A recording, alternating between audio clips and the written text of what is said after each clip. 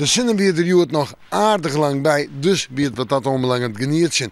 Maar de wien helpt van de middag aan en staat gewoon een meer en meer beroende lucht. Wel, joen en vannacht de verwachting. Joen en vannacht heb ik het door bewolking, misschien nog een enkele opklaring, een beetje rein stelt net al te volle voor.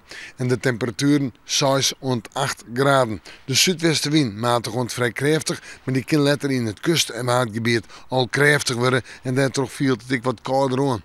Morgen wordt het een dag met geen zinnen, een dag met bewolking. Soms wat hele lichte rein, of wat wie het waar. Maar toch ik wat droge perioden, temperaturen al rond 15 graden, toch wel aardig grote verschillen. De albe 12 graden op Duiloon, de 15 graden in het oosten en het zuidoosten van de provincie.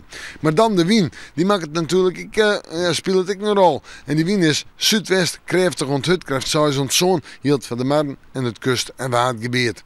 En dan zetten we terug naar de joentijd en de nacht nog altijd met lichte rein en dan het vooruitzicht. En het zucht er op een nij goed uit.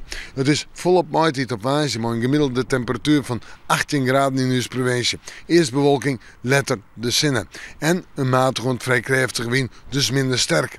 En dan toonsje vrij, waar droege dagen maar redelijk wat zinnen, vooral op toonsje, op vrij weer wat meer bewolking. Temperaturen op toonsje 16 en op vrij zijn 14 graden. En het is nog altijd een boppen gewoon voor deze tijd van het hier. We maken hem aan, maar weer even in het waarsje.